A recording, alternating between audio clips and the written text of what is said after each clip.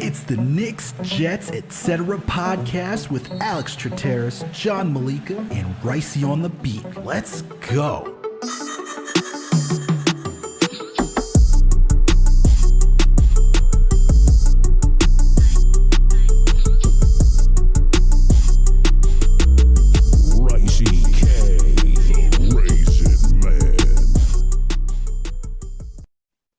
What's good, everyone? Alex Trataros here with another Knicks episode of the Knicks, Jets, etc. podcast.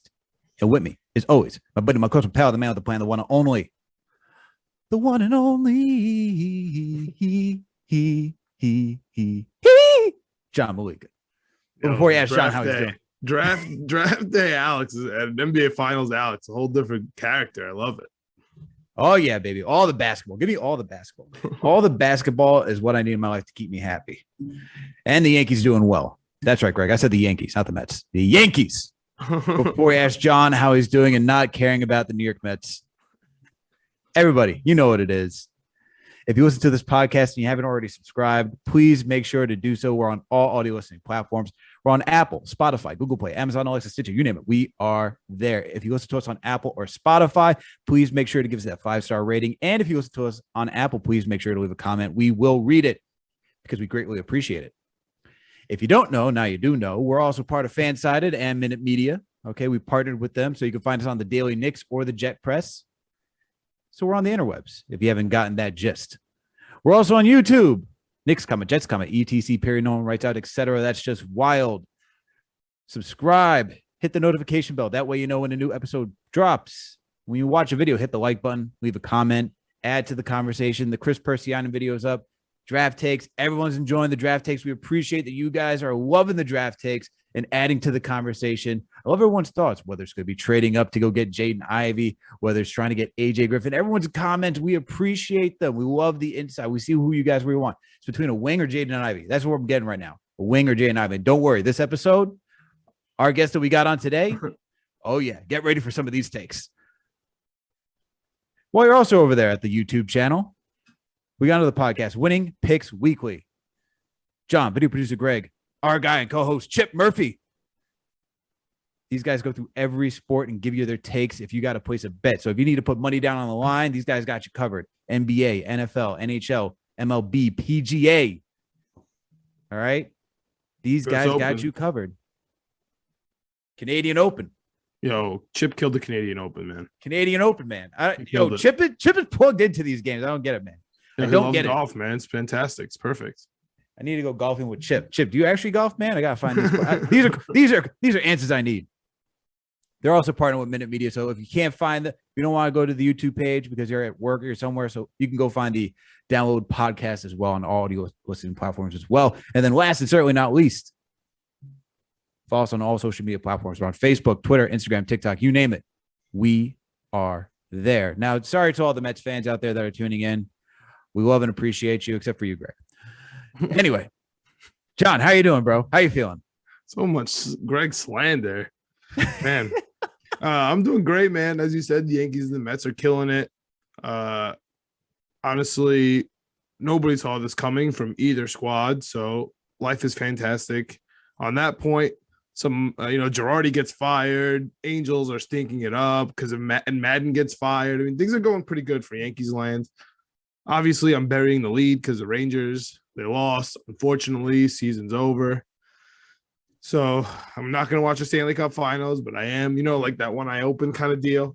So that's going to be fun. But it's good, man. I'm hyped. I can't believe that this NBA draft is coming up because the NBA Finals, I feel like, just started. Right? We're recording right before Game 5, and like 79% of the time, whoever wins Game 5 wins the series. So, I mean, I feel like the series is just about to start. Best of 3, NBA draft. I'm hyped, man. I'm hyped. How are you? I'm doing well, man. As you said, we got the NBA Finals tonight. It's going to be crazy. Baseball is going well for both teams. I mean, let me tell you something. You want to know what's great? Since I live out here in Boston and Yankees beat the Angels decided to beat the Red Sox. Oh, man. It is a great feeling. It's so great. It's a great feeling. Absolutely great feeling. We absolutely murdered the Cubs this week. Yankees are killing everybody. If you're up next, it's over. I love it. I'm loving it. And you know who else loves it? We got a phenomenal guest who's also a Yankees fan. He's here to help us break down the draft. I'm glad I get to call this man a colleague. I'm glad we get to call this guy a friend. All right. We need recurring guests. We need his draft expertise. He is the draft dude over at KnicksFanTV.com. So if you haven't checked out some of his articles over there, please make sure to do so. I'm bearing the lead over here. It's our guy, Geoffrey Campbell.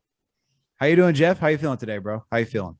I'm doing great, man. What an introduction and transition. I am very honored to be in the company of such esteemed gentlemen such as yourselves, and very, very thankful for you guys having me on. I can also confirm that one Chip Murphy does in fact golf. Okay, there we go. So Chip, you and I, we got to play around in golf. And not only is he John's co-host, he's also Jeff's co-host. These guys are back at it, potting again. It's true. He's all over the place. This guy, Chip. He's all over the place. This guy. Chip is everywhere, man. Chip is legitimately all over the place on the interwebs. The couch critic. You know, I found out that Chip used to write for SB Nation's Memphis Grizzlies site.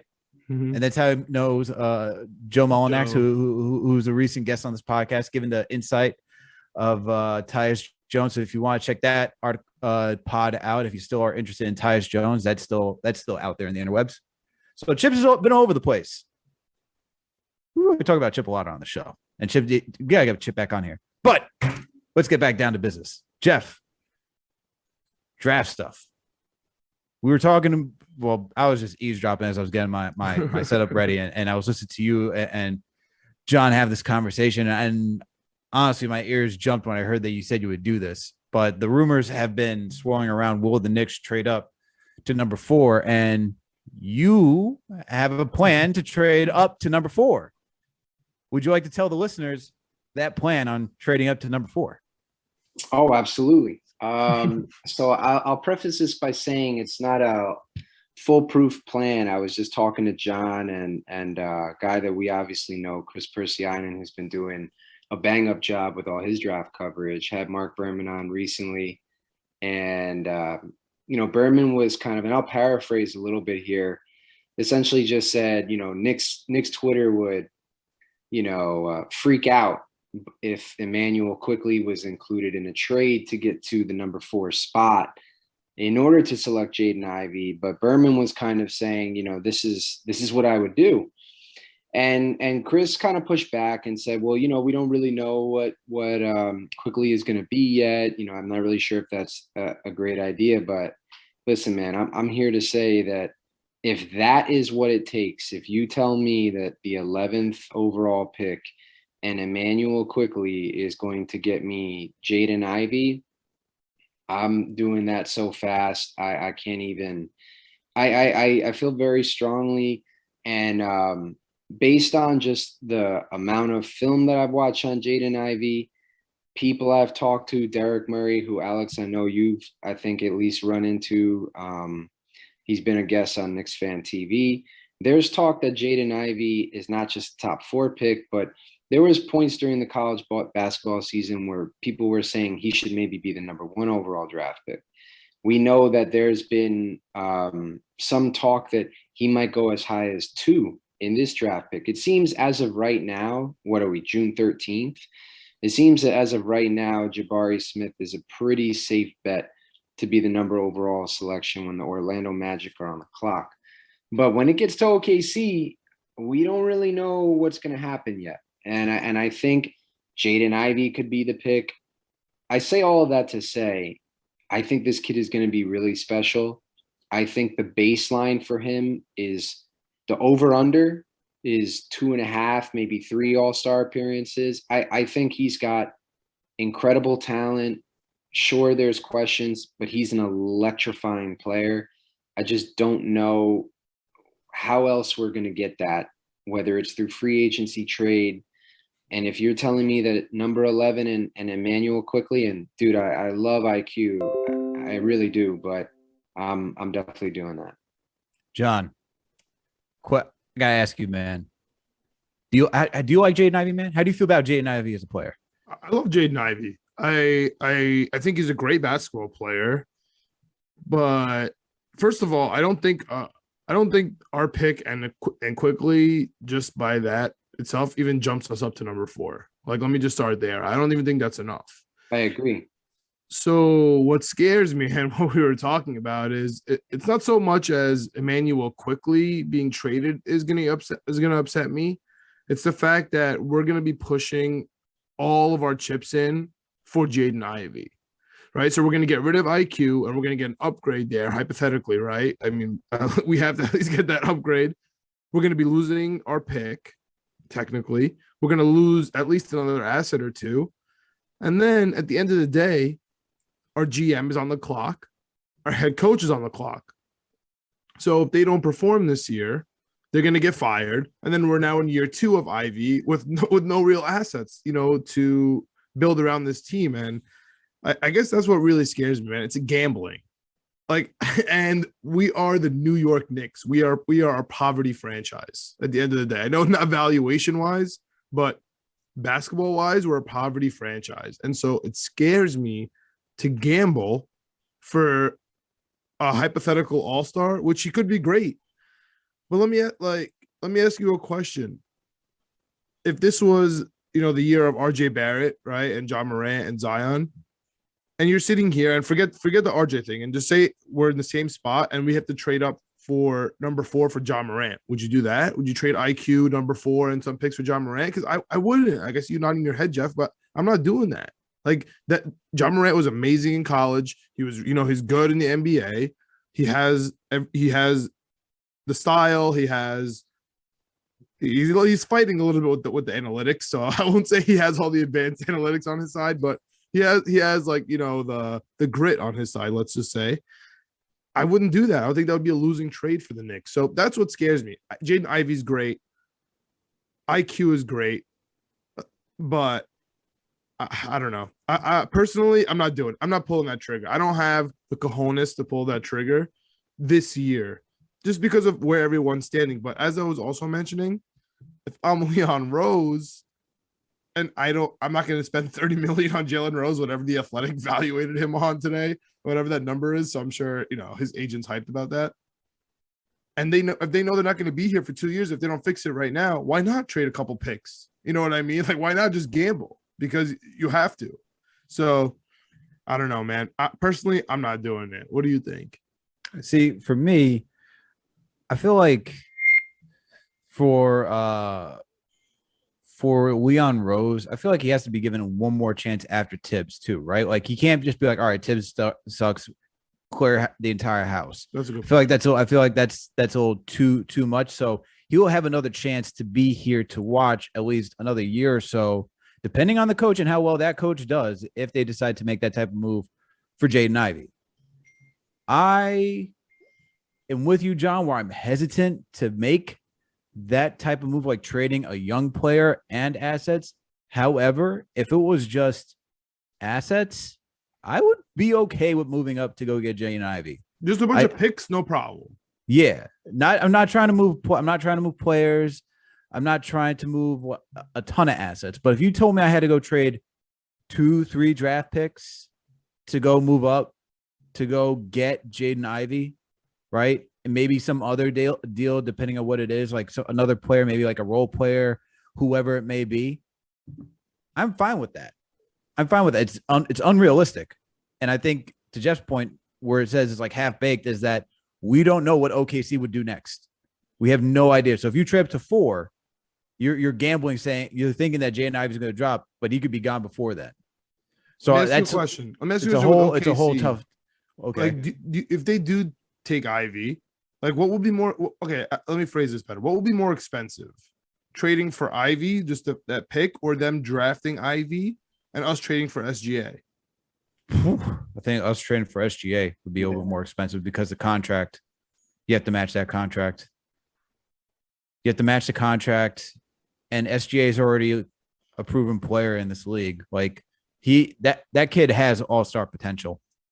But I also think IQ has all-star potential. That's where I kind of agree with Berman. Am I allowed to say that out loud?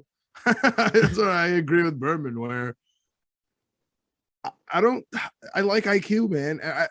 To be honest with you, we can trade IQ for a better asset.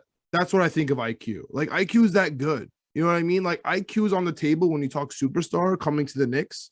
IQ is the first player on the board. You know what I mean?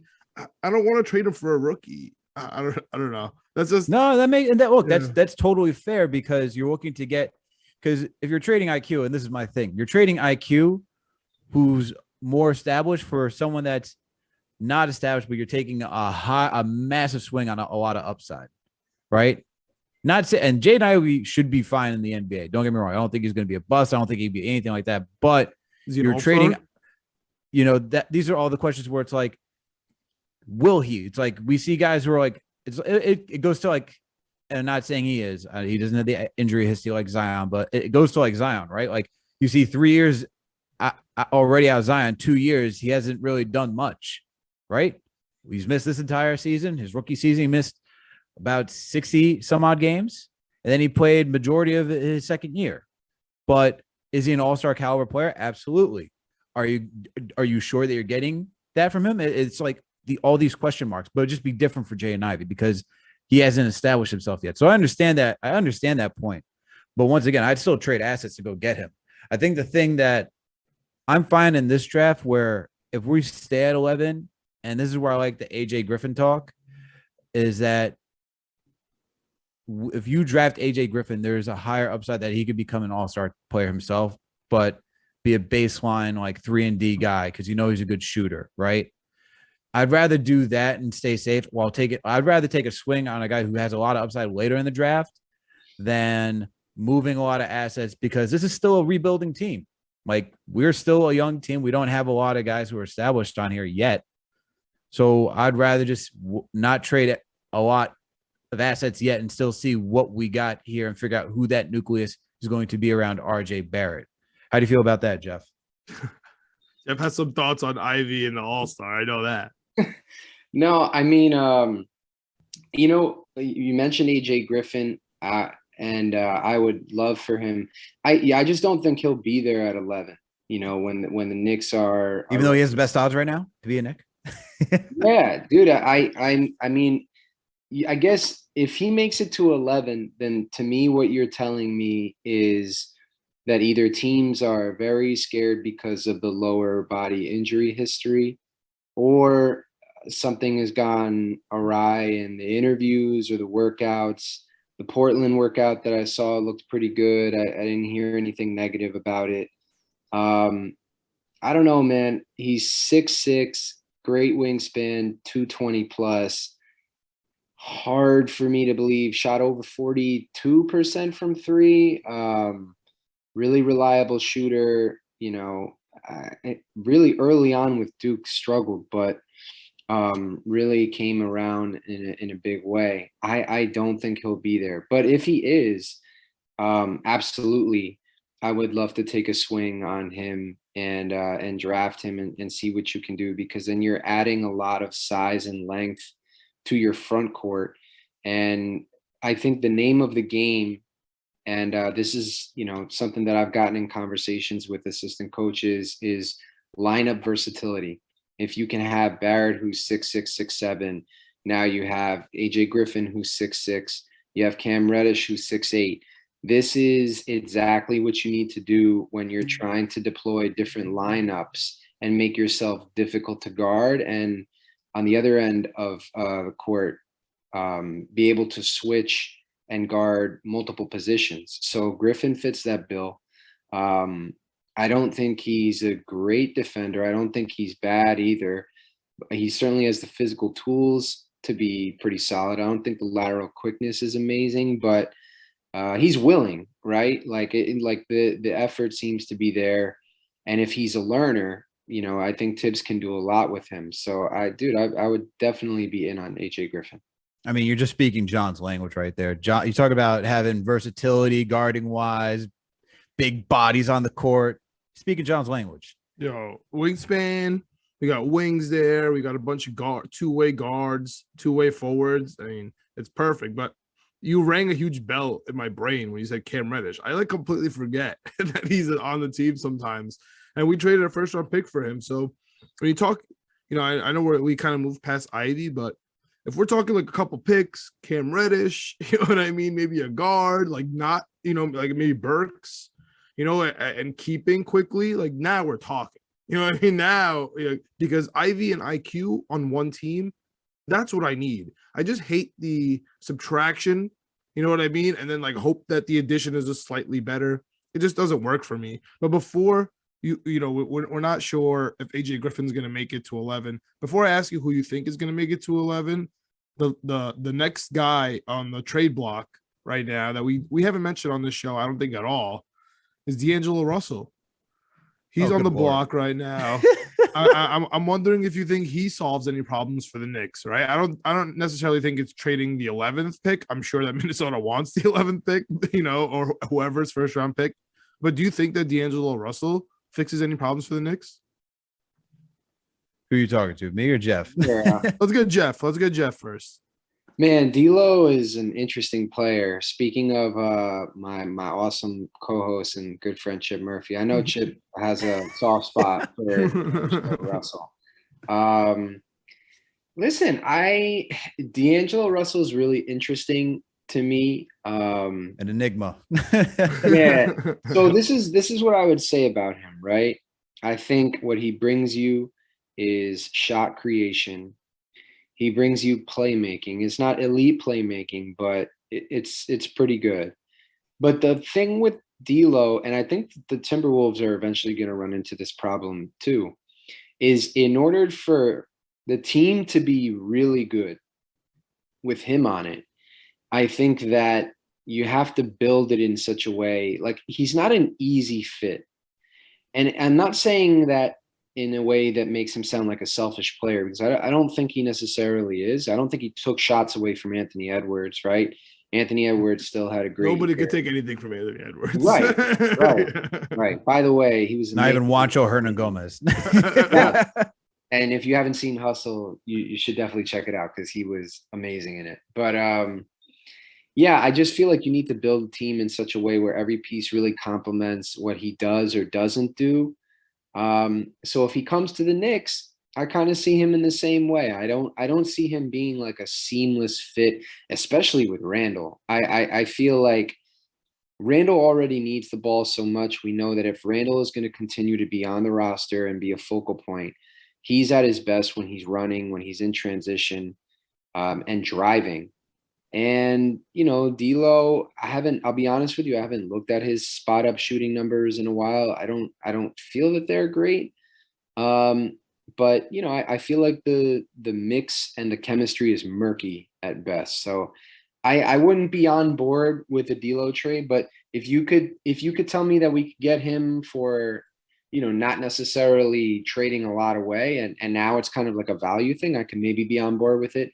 But I think it just creates more issues with how you build the team. Definitely agree with you on building the team. The thing about D'Lo, obviously, scorer, he could be a passer.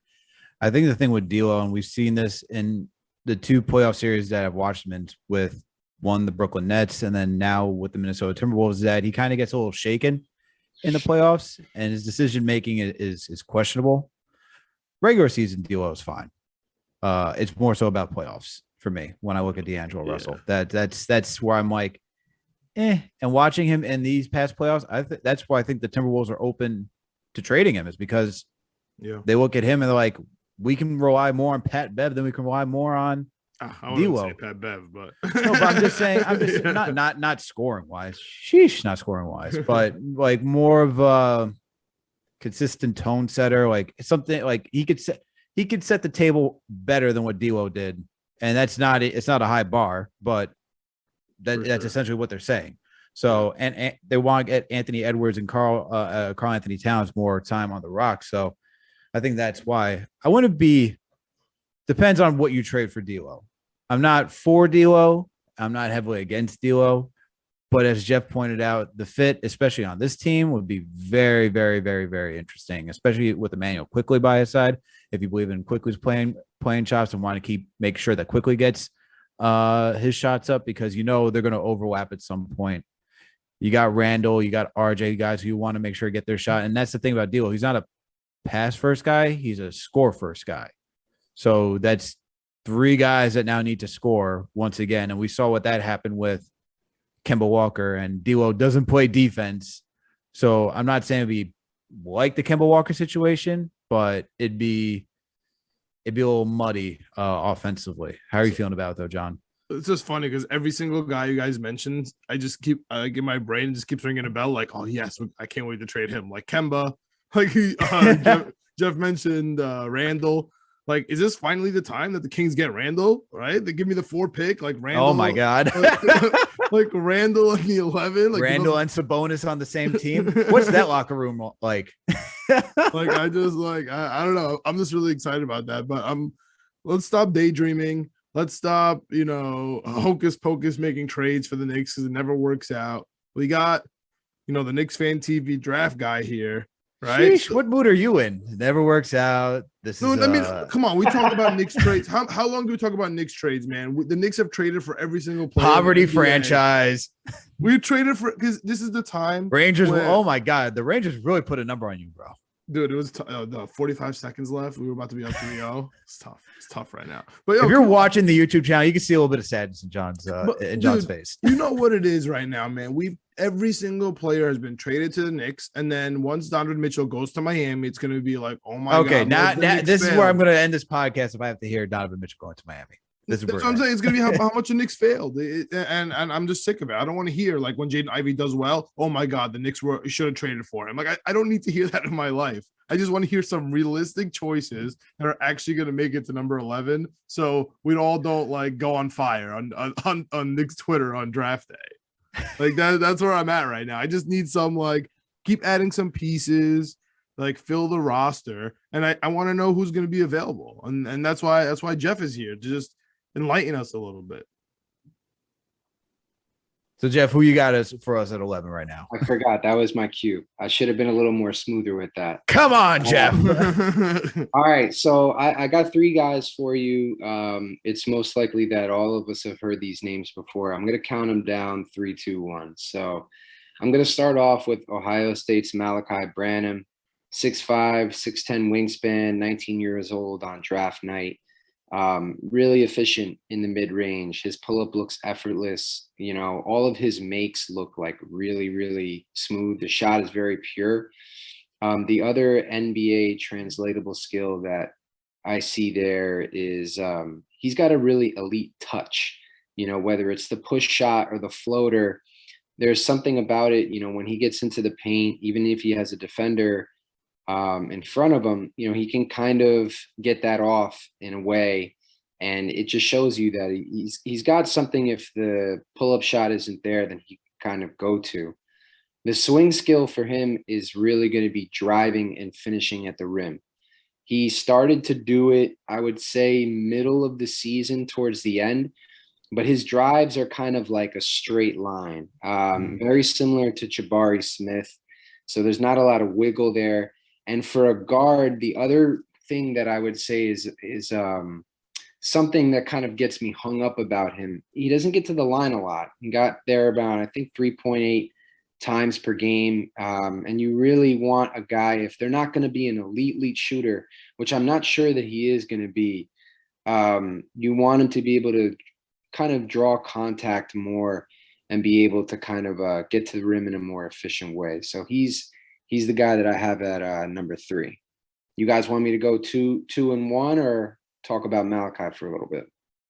I mean, we could talk about Meleka for a little bit and then get on to the next 2 guys. So for Meleka, and I really wasn't that high on Meleka Branham, but the more I learn about him, I'm starting to become a little bit more intrigued. I think the thing for me is when we think about guarding multiple positions, he's a little bit I feel like on the smaller side when it comes to like a shooting guard. I mean, you can correct me if I'm wrong. I think I saw the listing height is like 6'5", and I think, guard, I hear about the Chris Middleton comps and stuff like that. But, and don't get me wrong, love those comps. But is that the switchable defender that we're looking for that can guard, 1, 2, 3, and some 4s? Like that's my question. So what do you think about that for Brannon? Yeah, he's not there yet. Defense is definitely going to be an area where he needs to improve. I think, the physical tools are there. He's not like extremely laterally quick, but he does have good length. Being aware, understanding scheme, I think are going to be, for any rookie, let's be honest, it's going to be a steep learning curve in the NBA. But I do think with him, it's going to be kind of, a little obvious in the beginning that teams are probably going to try and go at him a little bit. But I think he could. I think the other two guys that I have ahead of him, I think, are further along in that area. So that's why I have Branham a little bit lower, and also because it doesn't get to the rim as much as I would like him to. But I think he can be a good player. I also think he could be a little bit of a reach at 11. I think a guy like Malachi Branham, honestly, I see him coming off the board maybe around like the 15 to 18 range. Like I could see some other guys selected before him. And if I'm being 100% honest, I agree with his decision to stay in the draft, because at the end of the day, he's going to be a top 20 pick and he's going to get a multi-million-dollar contract and start his life. And that's amazing. That's great. That's life-changing money. But you're in a better position. You're in a better position that way. Like, he's going to be on a better team, the farther he goes. So he's actually going to have a better career than if he lands on, I won't say Knicks. I won't say Knicks because I'll upset Alex. We'll call it Washington. But what I would say is, though, I would have been interested if he had gone back to Ohio State for his sophomore year, maybe worked on some of the weakness areas, those parts of his game. I think it could have been interesting to see what 2023 looks like, but I think he's going to be a solid player for sure. Do you think he's a little redundant to like Quentin Grimes with his skill set? I don't. That's a good comp, honestly. I don't think he's redundant. I think, I don't know, man. I like Quentin Grimes, especially. This is a Quentin Grimes podcast. I liked him before the Knicks picked him, and I thought he really came on, especially when Tibbs started to give him minutes. Mm-hmm. I think Branham has the ability. He has not necessarily shown it consistently, but he has the ability to drive and create his own shot a little bit more. I like his length and size a little bit more than Quentin. Quentin's body type is a little bit more compact, but I think he gets the most out of himself. He does things on the court sometimes, both defensively and offensively, where I'm like, oh, whoa. But that makes sense to me too, because if you remember pre-draft, the Knicks were kind of high on him because at the combine, he started tearing shit up. And he was essentially showing people in the biggest moment when the lights were brightest, he was like, I'm here to play. And you find that with a lot of Houston guys, it seems to be the case. But yeah, man, I don't think they would be redundant. But, I think the Knicks, Brandon just doesn't seem like a guy like I feel like the Knicks would really take a shot on. I feel like there's just some areas where I feel like the learning curve would maybe be a little too steep, and they would want someone maybe a little further along in those areas, especially defensively. My question, like when I think about him, and John, tell me if you've been thinking about this too, is that if you draft someone like Brandon, it's all right. So now you have let's just use everyone on the roster, all right? And we know Kemba's going to be out of here. Say we don't get a point guard. Say you got Rose and Quickly playing point guard, one starting, one's coming off the bench. Doesn't really matter. You got Quentin Grimes in that rotation, and Evan Fournier is still on this team. Where's he playing? You know what I mean? Like, this is where, for me, when I hear it, it's like I'm starting to like him more as a player, and I'm open to the Knicks drafting him as a player. But this is where I'm like, I want someone switchable who I know is going to get playing time. So when I think of like a Johnny Davis, it's like, oh, okay, I know he can get playing time because if let's just say we move Burks, there's an opening right there at the 3. Yeah. You know what I mean? Like that's easy. Do you see Brandon playing the 3? Do you think he can play the 3? Oh, he's an off-ball too, man. Yeah, I would say his frame is a little too slight for that. I don't know if he can if he can really guard those guys that are 6'7", 6'8". I think you're looking at a project in that area. If that's the goal for him eventually. Okay.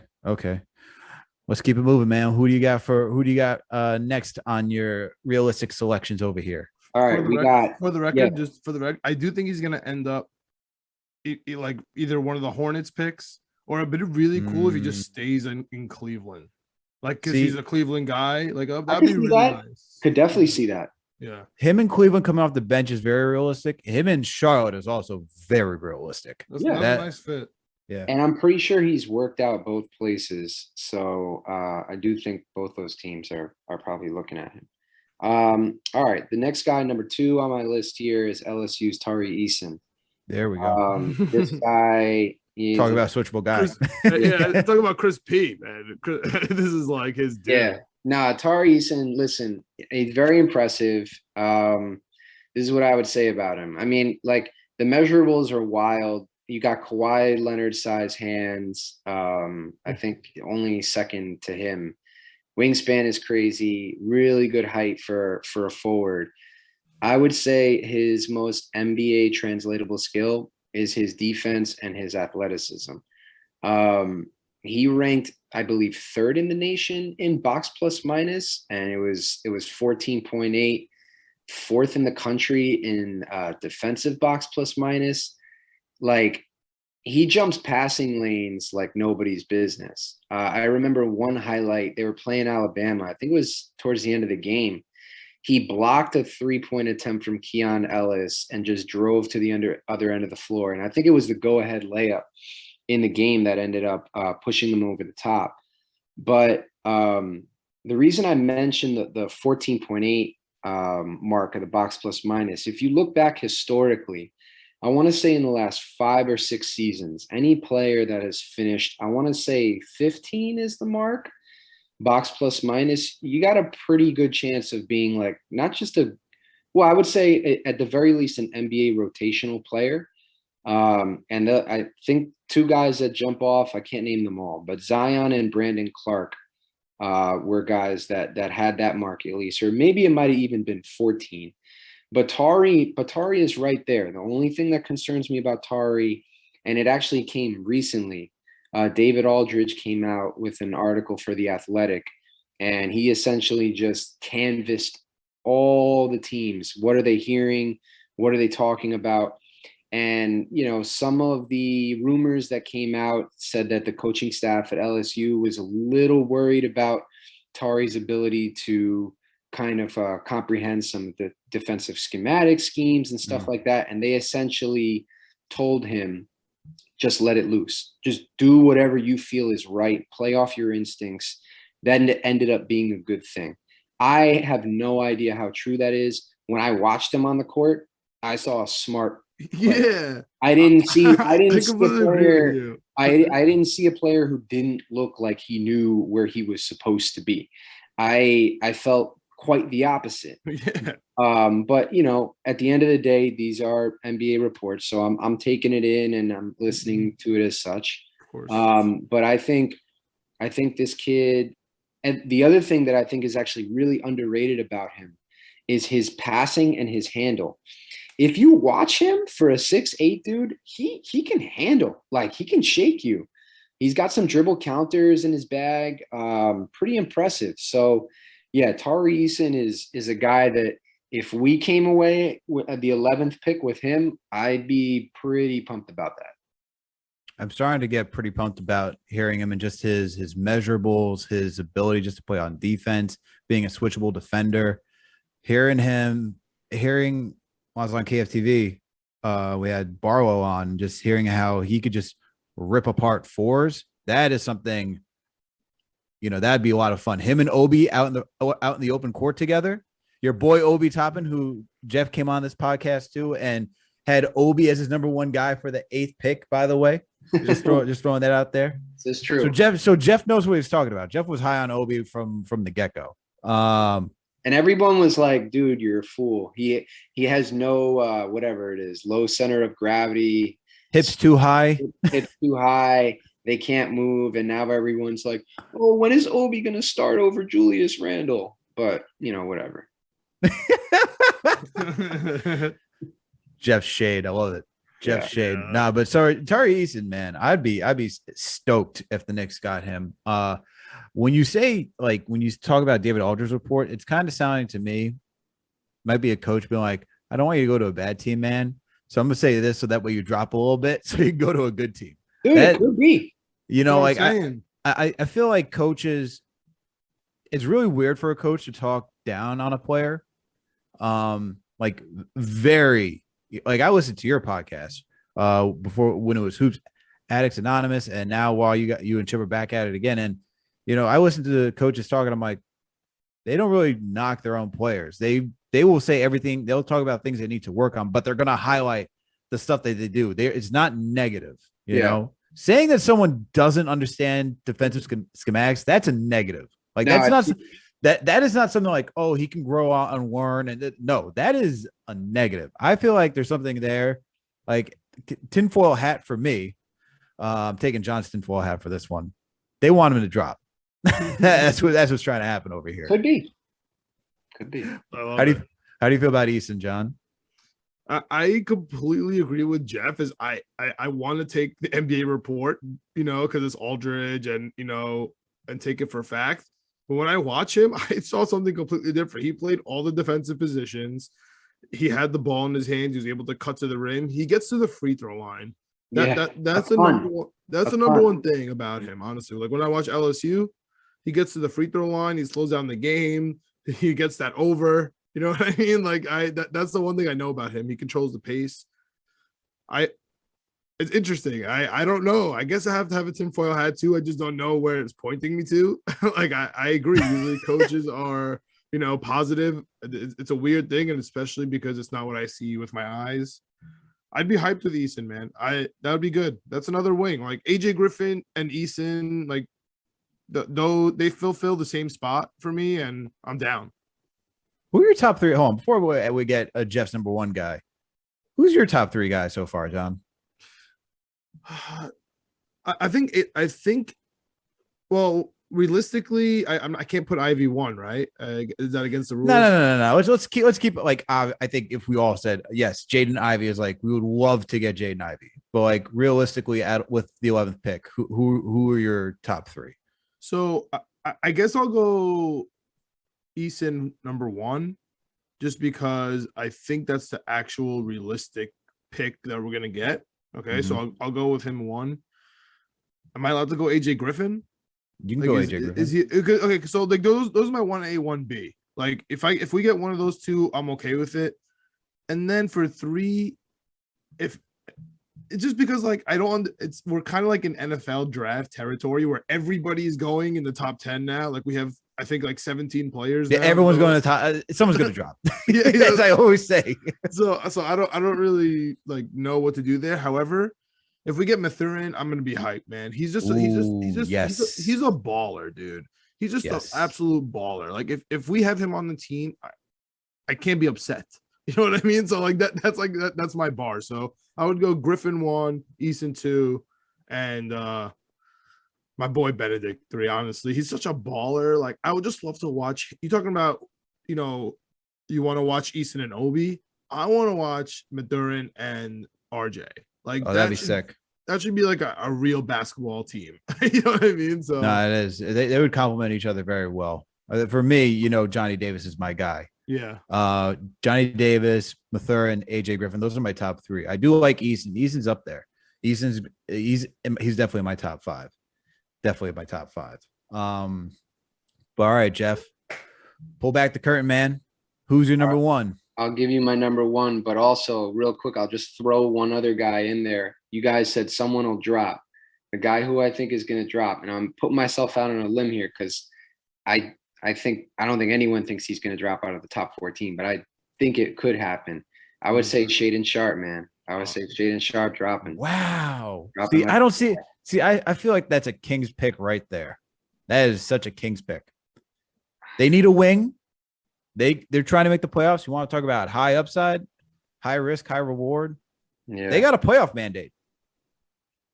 Yeah. They either got to trade the pick to go get somebody, or they're going to take a who are they choosing with the 4? I think the thing for me is everything I've read is if you're gonna pick Sharp, it's got to be an organization that has an established front office where you're not afraid, you're not worried about job security.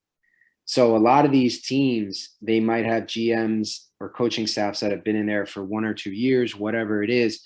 I don't think they're going to take a chance on Sharp. You could say maybe the Cavs, okay, because Kobe Altman just got an extension, but I mean, okay, maybe what, the Spurs? I would The back end, maybe the Thunder with their second pick in the lottery. But I think he's going to drop. It's just such a big risk. You're basing your entire thing off EYBL and high school tape and, whatever workout you have and hope for. I think you hit it with the second pick for the Thunder. I think he's going to go right there. Yeah. Interesting. Let me give you my number one, guys. Alex, this is Alex's guy, so I'm just going to put it out there. Mr. Wisconsin, Johnny Davis himself. I love this dude. 3-star recruit out of high school, 166 in the country. Same recruiting class as Cade Cunningham. I think this guy is really good, man. He made his mark on the college landscape really in about 6 games between December and January, dropped 20 or more in each contest. He dropped 37 points against the Houston Cougars. Guys, the Houston Cougars were an amazing defensive team this year. Jamal Sneed, Tajay Moore, they had guys that get after you and make it extremely uncomfortable for you to conduct offense, which is why they made it so far in the tournament. And Johnny Davis had his way with them. He bested Jaden Ivey in a one-on-one matchup where he made it really hard for him to get around. He takes on the challenge of guarding the other guy's best player. I don't want to hear anything about, the inefficiency, the shooting numbers and whatnot. This dude had a 30-point something usage percentage, and he was a top 5 rebounder in the Big Ten. He carried not just the biggest weight, but every weight for the Wisconsin Badgers. And he just did a ton for them, man. I love his footwork, his ability to get his shot off. I even asked Derek Murray for Basketball News. I said, listen, are you worried about his ability to get his shot off at the next level? He's not the best athlete. He said, no, not even remotely. I'm all in on Johnny Davis, and I think he would be fantastic in orange and blue. Oh my God, he sounds like a Knick, man. He just sounds like a Knick. He would win the Knicks fan crowd. He would win Knicks fans' hearts instantly, playing offense and defense, being that guy to go create his own shot.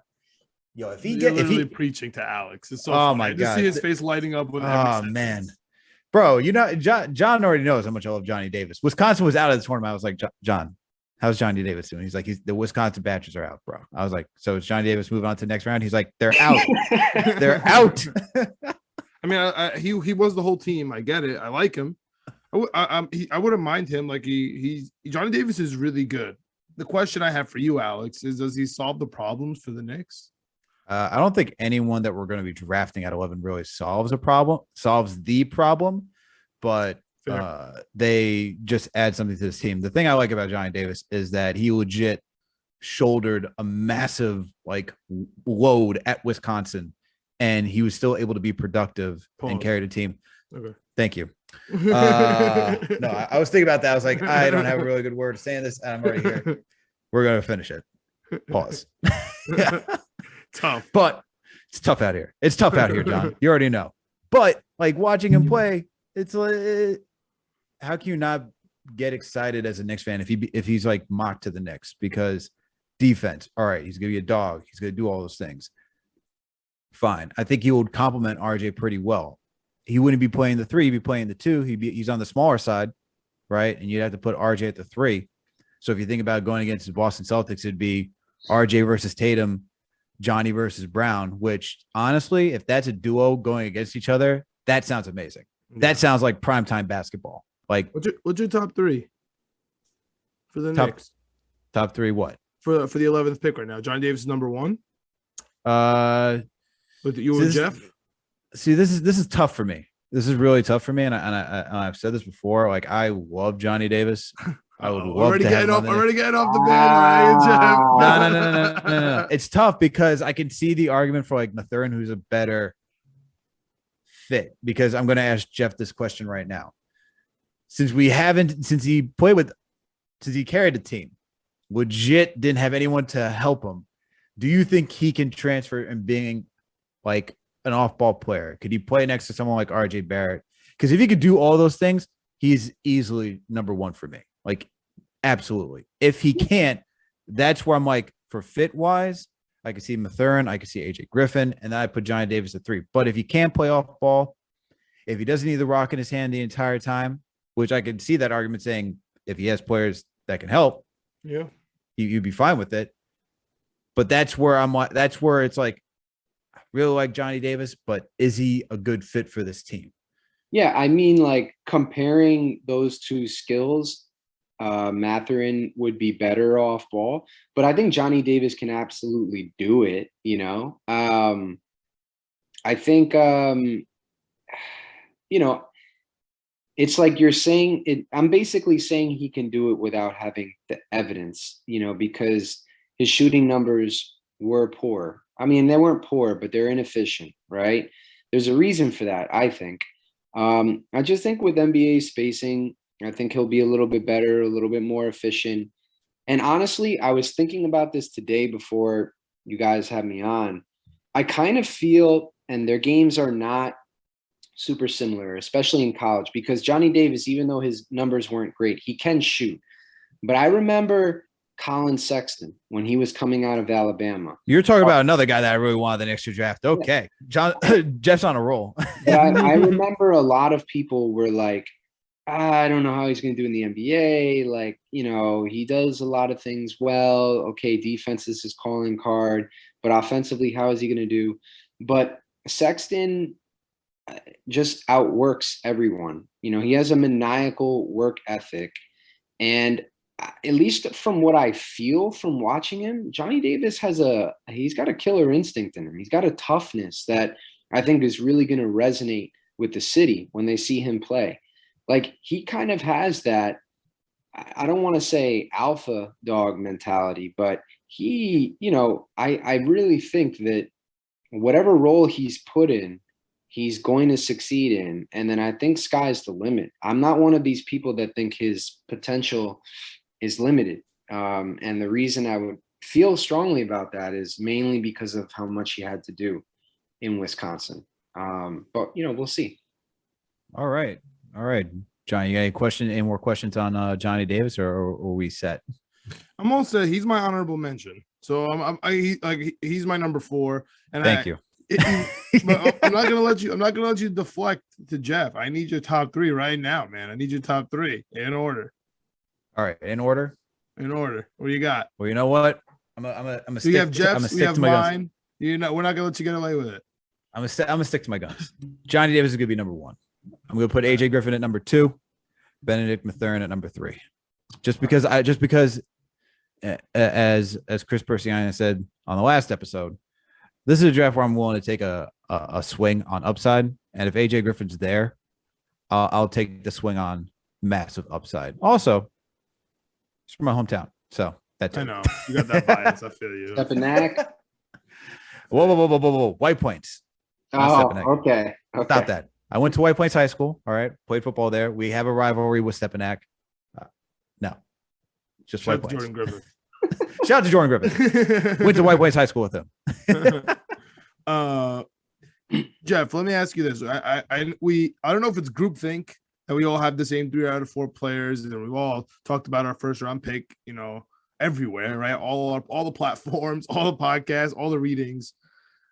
Well, let me ask you about the Knicks second round pick. Like, is there anyone on your mind that you're staring at? Because at the end of the day, I feel like our second round picks, or the second pick that we made in the past couple of drafts, are the actual difference makers for the Knicks. So are there any guys that you have your eye on?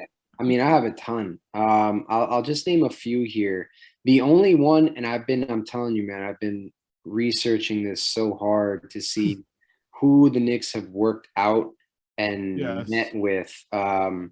So in the back end of the draft, the only guy that I've seen, no, not the only, let me not say that, but the only guy with, I think, some upside, although he had a horrible, horrible year at UCLA and his shooting numbers were very poor. Peyton Watson out of UCLA, 6'8" with a 7-foot wingspan. He'll be 19. Of course, at the back end of this draft is, where you want to take a swing. Two other guys that I love, and I mean love, are Andrew Nemhard from Gonzaga, who I thought was an absolute maestro in the pick and roll with Drew Timme this year, and Tevin Brown from Murray State. This guy is a very talented shot maker. He is one of 3 players in D1 history to ever record 353 pointers, 400 assists, 600 rebounds, and 150 steals during their career. He's a little bit on the older side, but he is a guy that I think could be a steal at the back end of the draft that you look back on and you say he probably should have went a little higher. Okay. So is that generally just for the Knicks, or is that just in the NBA draft in general? Like those are for the Knicks. It's really both. I think all, what I say, 3. I said 3 of those guys. Yeah. Peyton Watson might be the only one that gets drafted before 42. And maybe Andrew Nemhard, but I think Tevin Brown should be there. But yeah, those are guys. And honestly, Peyton Watson is not really a dude that I love. If you take him, again, I'm just kind of reading tea leaves, like the Knicks, they seem to have wanted to work out with him early, which may mean something, may mean nothing at all. But he's got good measurables. I think this was his sophomore year. I think the year previous he played a little bit better, but he can drive and get to the rim and play make a little bit, but the shot needs quite a bit of help. Okay. I'm going to ask you this one. How about Rollins? What do you think about Rollins? I fucking love Ryan Rollins. Oh my God, dude, he will not be there for 42. I think his range is 20 to 25, and dude, I think he can be. He's very young. Talk to the assistant coach from Toledo as well, and he just is extremely crafty. Like, he's got these step throughs. He doesn't look really fast with the ball in his hand, but he still gets to wherever he wants to go. Mm-hmm. His shot is just smooth, man. Like, you watch him on the court, and honestly, and again, I'm not saying they're the same type of player. Please don't quote me on this. But I remember watching Curry at Davidson, and where you had to know where he was at all times. And it was almost like the defense was scared of what he was going to do. That's kind of what I felt like sometimes watching Ryan Rollins, because at any point, he could play make for somebody else, or he could drive to the hoop and make his own shot, or he could step back and hit a 3. And there's really nothing that he can't do. He's also a pretty good rebounder for his position as well. Ryan Rollins, man, is somebody that I think is going to make some GM look pretty smart. Do you think you think he's going to be a 20s pick? Because yeah, okay. I would say I think 20 to 25 is my range for him. I wouldn't be surprised if he goes a little higher. I don't know. Really? Well, wow. My thing is this. I don't know what he's been doing in terms of workouts and interviews, if he's been impressing people or whatever, because the more rumors you start to hear, that drives people up. I remember, oh my God, who was, even Obi, the year Obi got picked, there were some people that were down on the physical tools, the hip flexibility, whatever it was. Right. But then when interview season started to come, people were very impressed, and they felt like that drove him up. And it makes sense because, and of course, Alex, you know this, but I've listened to all those David Zenon, Knicks Fan TV interviews where he says, listen, this kid knew every defensive coverage on the tape, and he knew exactly what he was supposed to hit and when he was supposed to, when they were going to hedge here and when he could dive to the rim or whatever. So I'm sure Obi probably showed that on some of his interviews, and GMs were like, oh shit, like he could be good. So I don't know what's happening with Ryan in that sense, but I mean, I'm not saying he can be special, but he's got enough talent at a young age where there is a team that should take a chance on him and be like, yo, let's see what we have here. Okay. I like it. You know, no, go ahead, John. What were you going to say? No, I was gonna say my guy. So if you before you move topic, because that's your guy that you've been waiting on in the second round, and I don't know if it's more second round or kind of like hoping for undrafted signing, but I just love Travis Etienne, man. Like the co-player of the year with Grimes, another Wichita State guy. I don't know if I just like Wichita State guys at this point, but do you think he's gonna get drafted?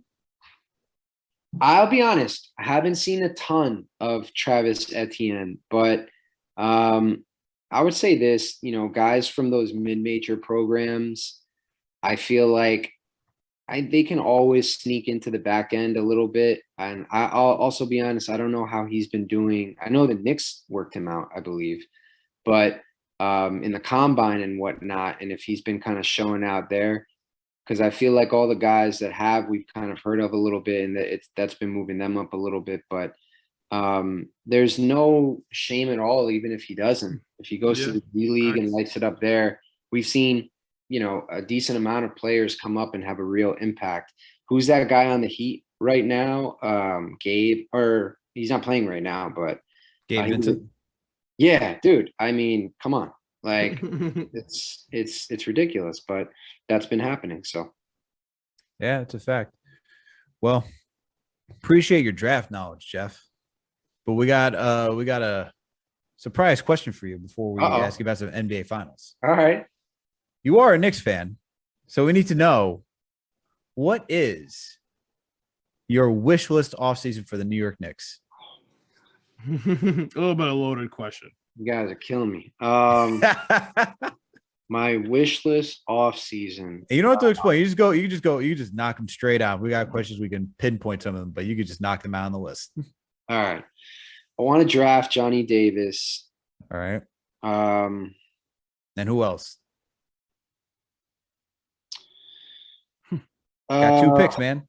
I'll go Tevin Brown. I like that dude. I'll go Johnny Davis, Tevin Brown. I want to, I feel like you have to talk about Mitch. I would like to, if possible, sign Mitch to a decent sized contract. Okay, all right.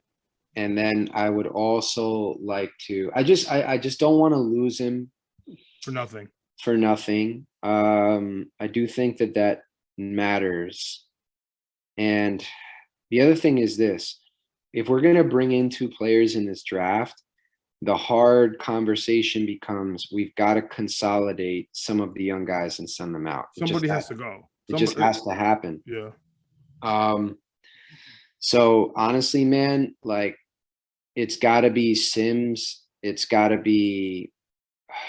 You're moving Sims? Yo, I'm moving Sims, man. I'm moving Good Sims. Lord. I know. I feel like I would fight to move Noel to the death before moving Sims. Well, listen, if I can, but he didn't play last year. It's gonna be hard. I mean, I don't know what team. And don't get me wrong. At least the contract is not bad. Yeah, it's cheap. But I mean, he didn't play. So if you're telling me there's a deal out there where he can be moved, listen, I'm on board with that. Here's one hot take I'll give you guys. This will probably two hot takes from Geoff on one pod. No, we're trading IQ for Ivy. Let's see where this goes. All right, this will probably set off a little bit of a firestorm conversation. But I promise you, I'm not doing this for shock value. I've thought a lot about this. You guys know that prior to drafting him, I was a massive Obi Toppin fan. Oh my God. I'm not gonna lie, man.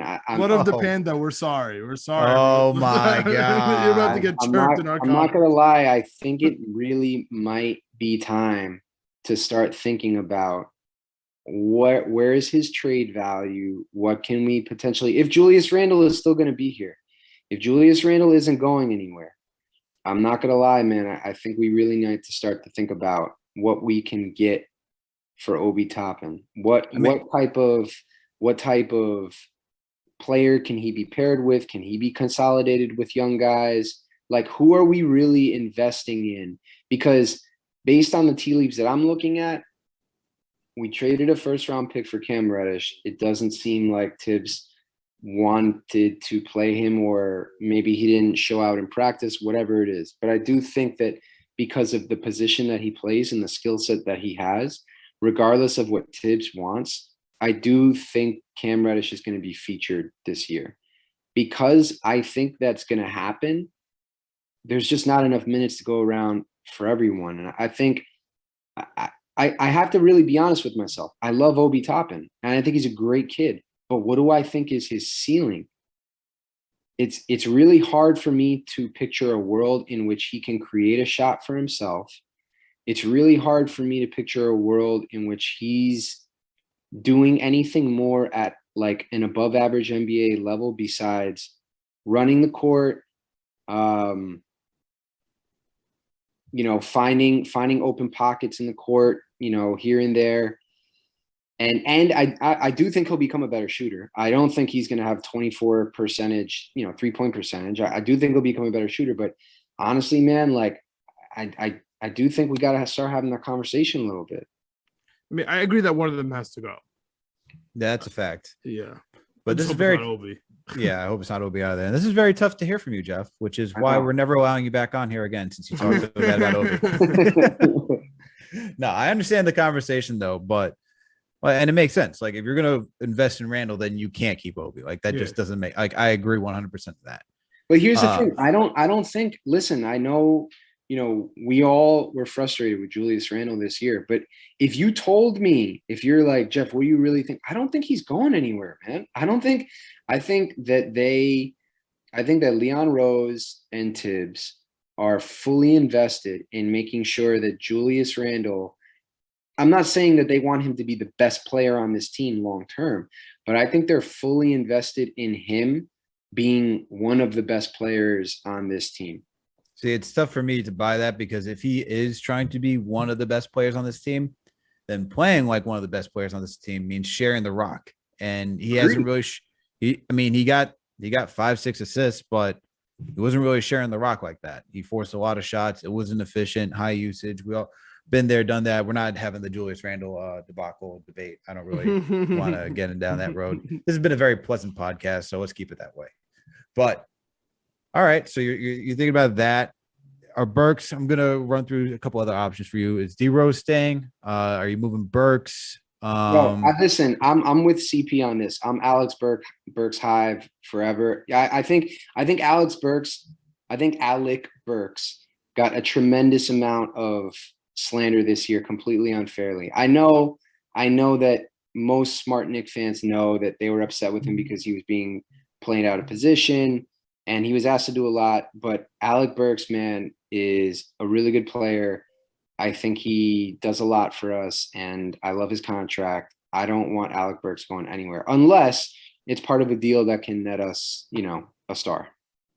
I think he's going to be part of a move to get us maybe another, I don't know, maybe a draft asset or something like that, or a useful player. That's he is outside of the young guys, the most valuable player on the right contract. Like, legit for his value. You're like Macri wrote an article about guys being slightly overpaid. Burks is slightly underpaid for what he has to do. 100%. He plays every position. Yes, he is. You ask him anything, he is truly Mr. Utility Man. He ain't great at every position, but he does what he's asked to. So I like Burks. I think he's going to get moved. All right. Do you want? I'll ask you this last one, then we'll get on to the NBA finals. Who's your point guard going for the New York Knicks next season? Starting point guard. I mean, Jaden Ivey. That would be great. No, I'm down. I'm in the IQ camp in the sense that I would like to see, what he has. Okay. All right. And there you have it. This is Geoff's wish list offseason for the New York Knicks. All right. Last topic. So we can actually go watch these NBA finals. NBA finals. What do you guys think? This is now, as John pointed out, this is now a best of 2 game series. 3. You're right. Best of 3. I mean, you got to win 2 out of 3. Sorry. My English is not so good today. What has thoughts changed about anything? Like, what are your overall thoughts about the playoffs, Geoff? Like, I'll start off with you. Dude, I picked the Warriors from the beginning of the postseason. I put a nice little bet on them, and I believe it will pay out when they win this series. I think, I like Boston's team. I think that they have, great size and length, but I think the best player on either team is still Steph Curry. And I still think when you have the best player on either team, that's going to give you an edge. And I just don't foresee Steph losing, because it would be 2 out of 3 at home, correct? Yes. This team is in Golden State, and then Game 7 would be Golden State. Yeah, I can't see. Well, no, I mean, they could win the 2, like the game in Golden State and the game in Boston. Right. I guess I don't see him losing tonight. And then I could see it going to a Game 7. And in which case I'm fully on the Warriors there. I see the Warriors definitely winning this series. All right. So John, you're still on you're still with the Celtics thinking that they're going to win. Not that you're happy about that choice, but you still think they're going to win. I just think it's going to be Celtics in 7, unfortunately. Like I'm not happy about it at all, but I just think it's going to be Celtics in 7. Okay. And Geoff, you brought up an interesting topic. I want to get your opinion on this, John. Do you think, because the Celtics have, I think, the better team overall, More better players. Yes. Do you agree with Jeff's point that if you have the best player, and it seems like you're not, but if you have the best player on your team, you should win the series? I mean, I agree. Steph Curry is obviously the best player on the court without question. Sometimes Tatum is not even the best player on his whole team. You know what I mean? Jalen Brown's knocking on that door right now. Exactly. So it's obvious. Like Steph Curry is the best player by a landslide, and he should win the NBA Finals. That's what players like him do. And Steph Curry, if Steph Curry wins this NBA Finals, gets the MVP, doing what he's doing, he's going to now be top point guard. Like the conversation completely shifts from the best shooter to the best point guard. Just from that, because the only thing you could say about Steph is he doesn't have an NBA Finals MVP. And then the second thing you say about him is his staff is always unbelievably amazing. But the truth is, this year they stink. Draymond Green literally stinks. Yes. Like Klay Thompson is inconsistent at best. Gary Payton was undrafted. Jordan Poole has a quarter when he's at home. Like, you know what I mean? Like, he doesn't have a squad. And so KD's obviously gone. Iguodala is not even a real player. I mean, it's literally Steph Curry versus Boston. So if he does it, man. What about Wiggins? Really hope he does. Huh? Wiggins been showing up. Dude, Wiggins, I don't know where did he go to rebounding school, dude? I don't know. Yo, he's been killing what the has boards. happened in the playoffs. Yo, he's Wiggins been killing is the boards. So by the way, I was listening to a pod about that. So apparently Kerr has figured out how to tap into Wiggins, and he has to make sure that he gives Wiggins a role that he can succeed at, like a responsibility, so that he's just not lost, which was kind of the issue out in Minnesota, is that Wiggins, Minnesota, it's just like Wiggins didn't feel like he had a responsibility. He was just trying to figure out who he was. Kerr's like, look, while you're out there, your job is to rebound and do this. And so he's kind of giving him a purpose. And it seems like Wiggins really thrives on having a purpose, whatever that in that role is. And so he's been doing it. But it's been Curry and Wiggins so far. Looney, when he's out there, has been playing well. I'll give I know you and I disagree on Jordan Poole, so it's all good. Apparently, I disagree with the whole world. Apparently, I'm the only guy who doesn't think that Jordan Poole is the next coming of Michael Jordan. But no one said that he's the next coming of Michael Jordan. No one's saying that he's the next coming of Michael Jordan. Okay. Kid Here we splash. go. Jeff, could you just be the arbiter? Kid splash? Jordan Poole is kid splash. You're comparing him to Steph Curry and Klay Thompson. Like, that makes me want to throw up. Literally, like Klay Thompson and Steph had nobody with them when they were doing what they're doing. Jordan Poole can get some threes. Right, he hits one half quarter. It was a sick three. I agree. Like, it was sick, but he's just Jordan Clarkson. He's just Jordan Clarkson playing with Steph Curry. Like, I don't understand why nobody sees that. But Geoff, can you break this tiebreaker? Because Greg is also all over. If you're listening to Winning Picks Weekly, Chip, Greg, everybody in my life right now, my friends, everybody's telling me that I'm an idiot. Jordan Poole's the man. I just don't see it. Like, Geoff, help me out.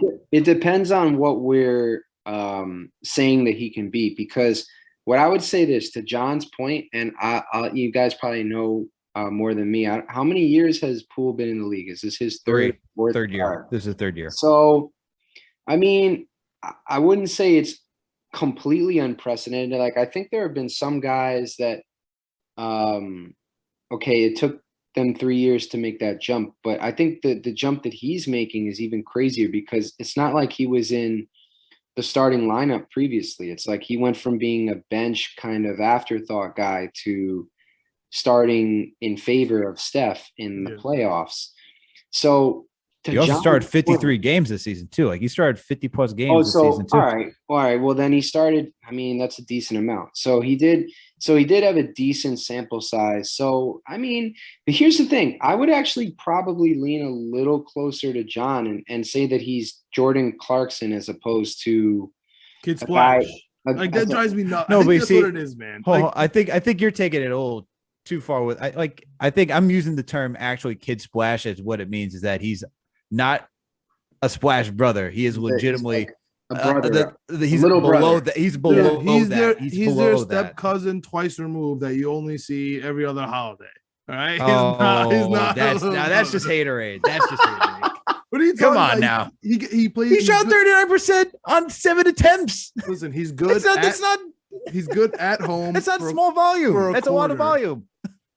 I mean, that's probably, I would lie closer to, like, I don't think he's ever going to be a guy that we're talking about. Oh, he's up for.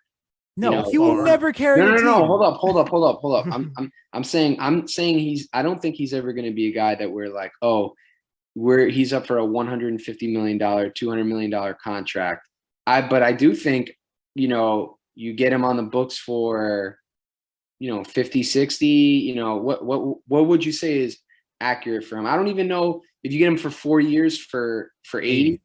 4 years, 80. Exactly. So now, or 100. I think either one of those two. Like, if you do 5 years, 100, 4 years, 80. I think that's Jordan Poole. Like, and I'm not saying he's going to be this next coming. I think John is actually right. I think he is closer to Jordan Clarkson than he'll ever be to Steph Curry and Klay Thompson. But I like the Kid Splash thing because that's all I need. I don't disagree with that. Yeah. I like the Kid Splash because I think he is like 3-wise, like he can knock him down at a high rate. Sure. And I think he's not a scrub. I think that is why he's called Kid Splash. Like, yo, you knock it down at a high rate. But that's the only thing you really do. You're not defensively like Klay. You're not this playmaker like Steph when he wants to be. And you don't there's just so many things that he doesn't do like that. So I enjoy the kid stuff. Yeah. But I agree with you. I think he is closer to Jordan Clarkson. I think he's better than Jordan Clarkson. If Steph Curry's I think he's close to that. But if Steph Curry's not there, Jordan Poole is not even close to Jordan Clarkson. You know what I mean? So that's just how I view it. So I know that Greg disagrees, but I think Steph Curry's an elite point guard. I know he's deficient on defense, but I wouldn't even say that right now. He's been guarding Marcus Smart pretty well this series. Yeah, but they move him around. They hide him in the corner. I don't think they really hide him like that much in the series. And watching, from what I see, but are they even guarding Marcus Smart? Are they like, yo, you can shoot and you're gonna miss? No, but that's what I'm saying. Look, Marcus Smart was shooting some threes last game, but Steph was doing his job, trying to stay in front of him. I'll give him that. He wasn't because we've seen Steph truly been hidden. He can't hide. Who if you have, he has to guard Marcus Smart. You're not all right, man, we're gonna hide you. Not on Jalen, not on Jason, not on Horford, definitely not Rob Williams. It's only Derek White and Marcus Smart that he can guard. But I don't know, man. I agree with this. I like this conversation. So we still got. I'm still leaning Warriors in this in 7. Fair. I think I hope Steph Curry wins MVP, man. I'm dying for it. I need it, man. I need this Steph Curry slander to be stopped, man. I think there's too many Steph haters out there I agree. who they because they like a certain player that rhymes with Ebron. For Bron Reigns. Or Bron Rames, yes. Feel you. Yeah, that's why I need Steph Curry to do it, man. And that game 4 performance was I'd never seen. He really put the team on his back that one. Yep. He really put the team on his back on that one. But Jeff, we appreciate you coming on, man. Thank you for giving your insight. Please let the listeners know where they can find you. Any work that you got coming up, let the listeners know. Always. Absolute pleasure talking with you guys tonight. Really appreciate it. And anyone can always find me on Twitter rambling about Knicks, craft beer, and whatever comes up in Hot my wings. mind. Hot wings. Yeah, you can catch my reviews that nobody wants to hear, but I will keep. How dare you? I've been reading those. I do want to hear those. Look, man, I'm looking for good hot wing spots too. All right. But it's Jeff_boy_RD on Twitter. You can find most of my writing on Knicks Fan TV or Daily Knicks at Fansided. Once again, guys, the pleasure is mine, and I hope you guys enjoy the rest of your evening. Thank you, Jeff, and thank you for our listeners for tuning in for another Knicks episode of the Knicks Etc. podcast. You know what to do. If you haven't done so, please make sure to subscribe. We're on all audio listening platforms: Apple, Spotify, Google Play, Amazon, Alexa, Stitcher, you name it, we are there. If you listen to us on Apple or Spotify, please make sure to give us that 5-star rating. And if you listen to us on Apple, leave a comment. We'll read it. We appreciate it. All of the above. We're also partnered with Minute Media and Fansided, so you can find this podcast on the interwebs over at the Daily Knicks and the Jet Press. So make sure to go check it out over there if you don't want to download the podcast and use a lot of that phone battery. I understand, okay? I totally understand. I've done it quite some times when I want to go listen to the podcast. I go to the website, go listen, because guess what? Put the headphones in, don't want to waste the phone. I'm on 10% battery. I got to go commute. I need it. I get you. I feel you. But also, we're available on YouTube as well. So make sure to type in Knicks, Jets, etc. Find the page, subscribe, hit that notification bell. That way you know when a new episode drops. When you watch a video, hit the like button, leave a comment, add to the conversation. And while you're over there, we got another podcast that's also partnered with Minute Media, Winning Picks Weekly. John, video producer Greg, co-host and our guy Chip Murphy. And that's a collective with Jeff here. Co-host and our guy Chip Murphy. Chip, you're getting a lot of love on the show. These guys will bet on anything. So if you need to put money down on the line, and it's a sport, these guys got you covered. Go listen to their takes. As you heard John say, Chip was all over the Canadian Open. I don't even know how Chip is on top of all this stuff, but Chip, kudos to you, bro. Kudos to kudos to all the guys for the amount of work that they put in. The spreadsheets that these guys do to keep track of everything, insane. These guys are putting the time and the effort, so make sure to go check them out. And then last and certainly not least, please make sure to follow us on all social media platforms. We're on Facebook, Twitter, Instagram, TikTok, you name it. We are there. Thank you, everyone, for tuning in for another Knicks episode of the Knicks Jets Etc. podcast. We out. Let's go Knicks, baby.